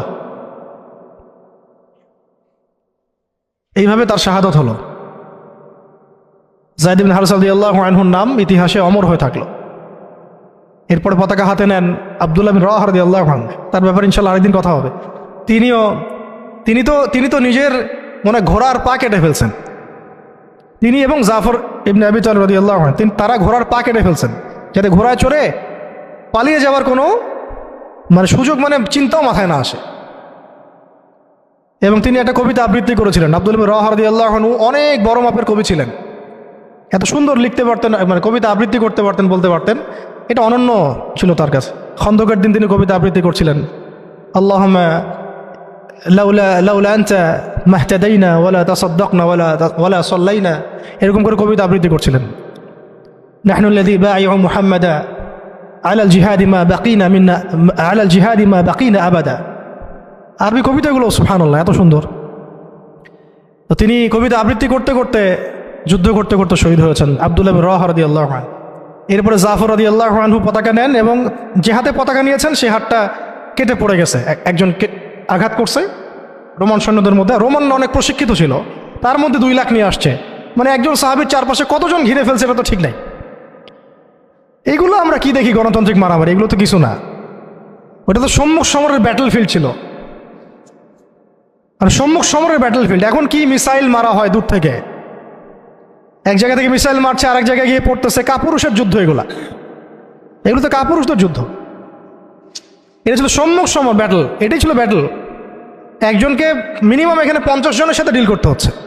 আর চিন্তা করেন সাহাবীরা কি কি পারদর্শী ছিলেন যুদ্ধে, কি পরিমাণ সাহসী ছিলেন, কি পরিমাণে তারা দুরন্ত ছিলেন, হ্যাঁ, কি পরিমাণে তারা দুঃসাহসী ছিলেন। শুধু সাহসী বললে ভুল হবে, দুঃসাহসী ছিলেন। কি শৌর্যবীর্য ছিল, আর কি পরিমাণ কুওয়াত ছিল তাদের কাছে, আর কত প্রশিক্ষিত স্কিল ছিলেন তারা, যে একাই 10 জন 20 জন 50 জনকে বার্তা দিতেন না। তো আর আমাদের তো সব যুদ্ধ আর ফেসবুকে, আর কি যত মানে কাজ সব ফেসবুকে। অর্থাৎ বাস্তবিকভাবে কিন্তু দেখবেন যে 1 জন 2 জনের সাথেও মানে ফাইট করার মতো হয়তো ওই ক্যাপাবিলিটিও নাই। ওর চেয়ে দেখা যায় কাফেররা অনেক শক্তিশালী হয়ে বসে আছে। এগুলো আবেগ ছাড়তে হবে, বাস্তববাদী হতে হবে, ঈমান আমল তাকওয়ার সাথে সব ধরনের প্রিপারেশন, মানে যেটাকে আমরা বলি এদাদ, শারীরিক মানসিক সব দিক থেকে প্রস্তুতির দরকার আছে। আর এটা মুসলিম রাষ্ট্রের সেনাবাহিনীর কাজ, মুসলিম রাষ্ট্রের সেনাবাহিনী অন্যান্য ফোর্সদেরও কাজ এগুলো। তাদেরকে তো এইসব চেতনা কখনো মনে শোনানোই হয় নাই। যা শুনে তারা হয়তো সেটা ব্যক্তিগতভাবে তারা শোনে। সিস্টেম তো এরকম না, সিস্টেম তো তাদেরকে এইসব জাজবায় কখনো উদ্বুদ্ধই করবে না যে আপনারা একটা ভালো প্রফেশনে আছেন, যদি এই প্রফেশনের দিক থেকে অনেস্ট থাকতে পারেন, সৎ থাকতে পারেন, আল্লাহর জন্য যুদ্ধ করতে পারেন, শহীদ হয়ে যাবেন। এটা কি বলা হয়? বরং বলা হয় এমন জাতিসংঘের মিশনে যান, ওখানে গেলে টাকা পাবেন। আর ওই মিশন কাফেরদের পক্ষে, মুসলমানদের বিরুদ্ধে মুসলমানকে লাগাই দেয়, এরাকে ওদের ভাড়াটে সৈন্য হিসেবে কাজ করায়। আমাদের শক্তি তারা নিচ্ছে, আমাদের জনবল নিচ্ছে, নিয়ে আমাদের এগেনস্টেই প্রয়োগ করতেছে। আল্লাহ পাক আমাদের ভাইদেরকে বুঝ দেন, ইনশাল্লাহ ভাইরাও বুঝবে একদিন না একদিন। এই বুঝ ঠেকা রাখা যাবে না, এই হেদায়েত, এই বুঝ, এই আলোগুলো কেউ ঠেকা রাখতে পারবে না। আল্লাহ দিল থেকে দিলে ছড়াই দিবেন ইনশাল্লাহ। কোনো কিছু করে কোনো লাভ হবে না, মানে কোনো কিছু করেই কোনো লাভ হবে না। কাউকে দমায় দেওয়া, থামায় দেওয়া, কোনো জাতিগোষ্ঠীকে নির্মূল করা, রাজনৈতিক আগ্রাসন, অর্থনৈতিক স্যাংশন, কিছু করে লাভ হবে না। এই আলো এবং এই জজবা, এই আগুন দিল থেকে দিলে আল্লাহ জ্বালাই দিবেন ইনশাআল্লাহ। এটা জাস্ট সময়ের ব্যাপার, শুধু সময়ের ব্যাপার এগুলা। শেষমেশ আরেকটা হাতে যখন পতাকা নিয়েছেন তিনি, এই হাতটাও কেটে পড়ে গেছে। ওই অবস্থা চিন্তা করেন, তখন তিনি বুকের সাথে পতাকাটাকে এভাবে জড়ায় ধরে রাখছে। কে? জাফর ইবনে আবি তালিব রাদিয়াল্লাহু আনহু। ব্যাস, তারপরে কাফের কয়েকজন এসে তাকে দ্বিখণ্ডিত করে ফেলে। জর্ডানে এখনো তাদের রওজা, কবর এখনো আছে, তাদের কবর এখনো ওখানেই আছে, মোতার প্রান্তরেই আছে। এইভাবে মুসলিমদের মধ্যে শহীদ হয়েছে মাত্র 12 জন সাহাবী। মাত্র 12 জন সাহাবী শহীদ হয়েছেন এই যুদ্ধে, মোতার যুদ্ধে। আর আমি তো বললাম খালিদ বিন ওয়ালিদ রাদিয়াল্লাহু আনহু একাই 9টা তরোয়াল ভাঙছেন। এরপরে পতাকা হাতে নেন খালিদ ইবনুল ওয়ালিদ রাদিয়াল্লাহু আনহু, এবং তিনি এমনভাবে সাহাবীদেরকে ফাংশন করেছেন যে যুদ্ধও করছেন, আবার ব্যাকফুটেও আসছেন, আবার সামনে যান, আবার পিছনে আসেন, সামনে সৈন্য পিছনে, পিছনের সৈন্য সামনে, ডানেরটা বামে, বামেরটা ডানে। ওরা হকচকায় গেছে, মনে করছে যে মনে হয় অনেক ফোর্স মনে হয় পিছন থেকে আসতেছে। আর আল্লাহ পাকের সাহায্য তো আছেই, ফেরেশতা নাজিল করে আল্লাহ সাহায্য করেন। ওদের মনে আল্লাহ ত্রাস সৃষ্টি করে দিয়েছেন, ভয়ে। আল্লাহ পাক কাফেরদের মনে ভয় সৃষ্টি করে দিয়েছেন। তো ওরা আর সামনে আসার সাহস পায় নাই। আস্তে আস্তে এই বাহিনী পিছাতে পিছাতে পিছাতে পিছাতে মদিনা পর্যন্ত চলে আসছে। মুতার বিশাল ঘটনা, মুতার যুদ্ধ। এই যুদ্ধে আমরা যায়েদ ইবনে হারেসা রাদিয়াল্লাহু আনহুকে দেখলাম, সেই তায়েফের সাথী, সেই ছোটবেলার সাথী, পালক পুত্র, সেখান থেকে মুক্ত হয়ে হিব্বু রাসূলিল্লাহ, হ্যাঁ, রাসূলের শানে, রাসূলের সম্মান, ভালোবাসার প্রমাণ দেওয়ার জন্য নিজের বুক উজাড় করে দিয়েছেন। পিঠ দেখেন নাই, বুক উজাড় করে দিয়েছেন। যাকে মহব্বত করেন তাকে একা ছেড়ে দেন নাই, যাকে মহব্বত করেন তাকে একা ছেড়ে দেন নাই যে সবাই পাথর মারুক আর সে থ্যাতলা হয়ে যাক, বিধ্বস্ত হয়ে যাক, ক্ষতবিক্ষত হয়ে যাক। বরং তিনি মহব্বতের পরিচয় দিয়েছেন এইভাবে যে নিজের গায়ে আঘাত নিয়েছেন, আঘাতগুলো নিজের গায়ে নিয়েছেন, তাও সরে যান নাই, দায়িত্ব থেকে অবহেলা করেন নাই। প্রকৃতপক্ষে এটাই হলো মহব্বতের পরিচয়। এমন মহব্বত যদি তাকদীরে নসিব হয়, অবশ্যই দুনিয়াতে আপনারা বা যে কেউ সৌভাগ্যবান। আর যদি এটা নসিব না হয়, এটাও একদিক থেকে আপনি সৌভাগ্যবান যে আপনি দুনিয়ার আসল হাকিকত বুঝতে পেরেছেন যে পরকালটা ঠিক এমনই হবে, পরকালটা ঠিক এমনই হবে, কবরটা এমনই হবে, হাসরটা এমনই হবে, মিজানটা এমনই হবে, পুলসিরাতটা এমনই হবে। ইয়াউমা ইয়াফিরুল মারউ মিন আখিহি ওয়া উম্মিহি ওয়া আবিহি ওয়া সাহিবাতিহি ওয়া বানিহি লিকুল্লি ইমরিন মিনহুম ইয়াউমাইযিন শা'নুন ইউগনি। সেদিন প্রত্যেকেই যার যার নফস নিয়ে থাকবে। শেষ কথা হচ্ছে, রাসূল সাল্লাল্লাহু আলাইহি ওয়াসাল্লামের কাছে এই খবরগুলো আসতে থাকলো যে যায়েদ শহীদ হলো, জাফর শহীদ হলো, আব্দুল্লাহ বিন রাওয়াহা শহীদ হলো। নবী সাল্লাল্লাহু আলাইহি ওয়াসাল্লাম ছুটে গিয়ে যায়েদ রাদিয়াল্লাহু আনহুর ছোট্ট মেয়েকে কোলে নিয়েছেন, নিয়ে কান্না শুরু করছেন। সাহাবীরা বলছেন, ইয়া রাসূলুল্লাহ, আপনিও কান্না করেন? নবীজি বলছেন যে এটা রহমত, আল্লাহর রহমত। আল্লাহ পাক যাকে ইচ্ছা তাকে এই রহমত দেন, কাঁদতে পারাটাও রহমত। এরপরে নবীজি একটা দোয়াও করতেন, এই সময় না, মানে নবীজি একটা দোয়াও করতেন প্রায়ই, আল্লাহুম্মা উরযুকনি, আল্লাহুম্মা ইজআলনি, না আল্লাহুম্মা উরযুকনি, একটু দেখতে হবে এই শব্দটা। আইনাইনি হাত্তালাতাইন তাসকিয়ানিল কলবা বিযুরুফিদ দাম'i মিন খাশিয়াতিক ক্বাবলা আন তাকুনা দুমু'ু দামান ওয়া আদরাসু জামরা। আল্লাহ আমাকে এমন দুটো চোখ দিও যে চোখ দুটো কাঁদতে পারে এবং সেই চোখের পানি দিয়ে কলব পর্যন্ত সিক্ত হয়ে যায়। ওই দিন আসার পূর্বেই, যেদিন চোখের পানি রক্তে পরিণত হবে আর দাঁতের মাড়িগুলো আগুনে পরিণত হবে। কি ওয়ার্ড দেখছেন, কি শব্দ খেয়াল করছেন? ওই দিন আসার পূর্বেই আল্লাহ, যেদিন চোখের পানি পরিণত হবে রক্তে আর দাঁতের মাড়ি পরিণত হবে আগুনে, অঙ্গারে। তো এরপরে জাফর রাদিয়াল্লাহু আনহু অন্যান্য সাহাবীদের বাচ্চাদেরকে তিনি আদর করতে লাগলেন। রাসূল সাল্লাল্লাহু আলাইহি ওয়াসাল্লাম তো অনেক নরম দিলের মানুষ ছিলেন, রাহমাতুল আলামিন। তো উনি তো রাতের বেলা তাহাজ্জুদে নামাজ পড়লেও বাচ্চাদের মতো কান্না করতেন। এখন একটু পরে মুচকি হাসলেন, এটা শেষ কথা। একটু পরে মুচকি হাসলেন আকাশের দিকে তাকিয়ে। সাহাবীরা বললেন, ইয়া রাসূলুল্লাহ সাল্লাল্লাহু আলাইহি ওয়াসাল্লাম, আপনি হাসছেন কেন? নবী সাল্লাল্লাহু আলাইহি ওয়াসাল্লাম বললেন যে আমি দেখলাম যে ফেরেশতাদের সাথে জাফর বিন আবু তালেব রাদিয়াল্লাহু আনহুকে আল্লাহ রাব্বুল আলামিন জান্নাতে একটা উঁচু মাকাম দিয়েছেন এবং সেখানে সে উড়ে বেড়াচ্ছে এবং ফল খেয়ে বেড়াচ্ছে। আর আল্লাহ রাব্বুল আলামিন তার ওই কেটে যাওয়া দুই হাতের বদৌলতে, বিনিময়ে আল্লাহ পাক তাকে দুইটা পাখা দিয়ে দিছে। এরপর থেকে তার নাম হলো জাফর আত-তাইয়ার, জাফর আত-তাইয়ার। এগুলো ছিল দুনিয়ার হাকিকত। তারা দিন দুনিয়া আখিরাত এগুলো বুঝতেন। এগুলো ছিল মহব্বত, পাশে থাকা, সাথে থাকা এবং জীবনের লক্ষ্য উদ্দেশ্য। আমাদের জন্য এটাই ভালো হবে যে আমরা যারা এখনও আল্লাহ পাকের দিনের পথে আছি, আল্লাহ পাক আমাদেরকে হেদায়েত দিয়েছেন, সত্য মিথ্যা চেনার তৌফিক দিয়েছেন।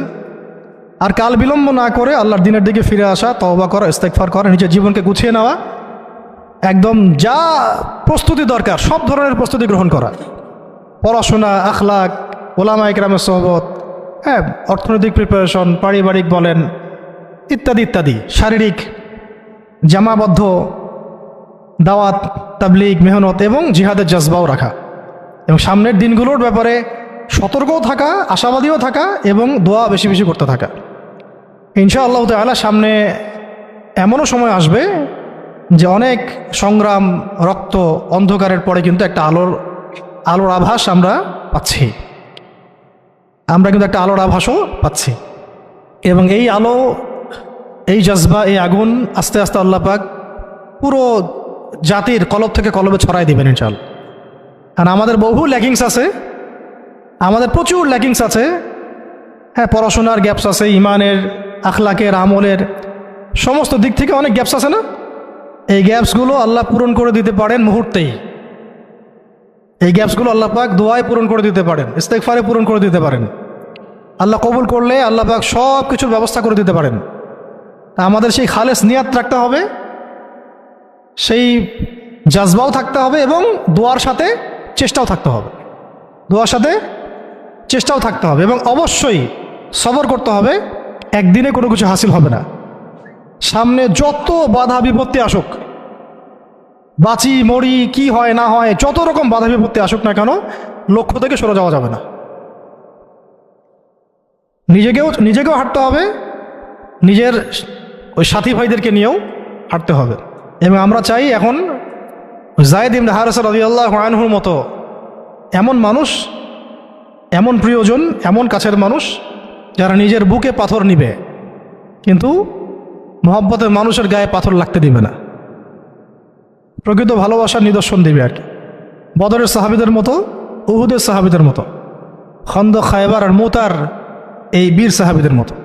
তাদের হাতে ইতিহাস রচিত হয়েছে, যে ইতিহাসের এখন আমরা একটা অংশ হয়ে আছি, যে ইতিহাসের গল্প আমরা এখন শুনছি। এখন সময় আসছে উম্মার এই সংকটে ইতিহাসকে নতুন করে লেখার। ইতিহাস লিখতে হলে সেরকম কবুলিয়াত হাসিল করতে হবে। আল্লাহ পাক যেন সবাইকে সেই কবুলিয়াত হাসিল করার তৌফিক দেন, এবং আমরা আমাদের সমস্ত অপারগতা, সমস্ত গুনাহ, আমাদের যত ল্যাকিংস আছে সব আল্লাহর কাছে পেশ করছি। আল্লাহ পাক আমাদের সমস্ত ত্রুটিগুলো যেন সংশোধন করে দেন, সমস্ত গ্যাপসগুলো ফুলফিল করে দেন, যত গুনাহ আল্লাহ মাফ করে দেন, এবং যেভাবে চললে বললে আমল করলে আমরা সেই মাকাম হাসিল করতে পারবো, সেই গন্তব্য হাসিল করতে পারবো, ওইভাবে আল্লাহ যেন করায় নেন আমাদেরকে দিয়ে। কারণ আমাদের কোনো শক্তি নেই, কোনো ক্ষমতা নেই, এবং চেষ্টা করার মতো করার তৌফিক আল্লাহ আমাদেরকে দেন। আল্লাহ পাক আমাদের সব দিনী ভাইদেরকে, বোনদেরকে, এবং আমাদের উম্মায় যারা কাজ করতেছেন যে ব্যানারই হোক, আমরা সব ভাইদের ব্যাপারে শুভাকাঙ্ক্ষী থাকবো। সবার মধ্যেই কিছু গ্যাপস থাকতে পারে, আমরা সবাই ব্যক্তিগতভাবে গুনাহগার, কিন্তু উম্মার এই অবস্থায় আমরা কাদা ছোড়াছড়ি করব না, দলাদলি করব না। উম্মার এই অবস্থায় আমরা একে অপরের সাথে বিদ্বেষ এইসবে যাব না। হ্যাঁ, আমরা আমাদের মতো করে হৃদ্যতার বন্ধনটা ঠিক রাখার চেষ্টা করব। আর হক আর বাতিল আল্লাহ পাক জানেন, আল্লাহ পাক হকপন্থীদেরকে বিজয় দিবেন ইনশাআল্লাহ। ঠিক আছে। আর লৌকিকতা থেকে বেঁচে থাকতে হবে। লৌকিকতা, লোক দেখানো বিষয়, এই অনলাইন অ্যাক্টিভিজম, অনলাইনের যে আসক্তি, হ্যাঁ, এইটাকে এই ইলিউশনের একটা জগৎকে বাস্তব মনে করা, এই সব বিষয়গুলো থেকে ফারেক থাকা। মাঠ পর্যায়ে কাজ করতে হবে। মাঠ পর্যায়ে যে ভাইরা কাজ করতেছেন তাদের সাথে থাকা দরকার আছে, এবং আমাদের যে মুসলিম ভাইরাই কাজ করতেছেন সবার হাত শক্তিশালী করার দরকার আছে। ঠিক আছে। আল্লাহ পাক আমাদের সবাইকে সাহাবীদের মতো কবুল করেন। আল্লাহ পাক আমাদের সবাইকে সাহাবায়ে কেরামের সেই আকীদা, আমল, মানহাজ এবং সেই তরিকা মোতাবেক চলার তৌফিক দান করেন।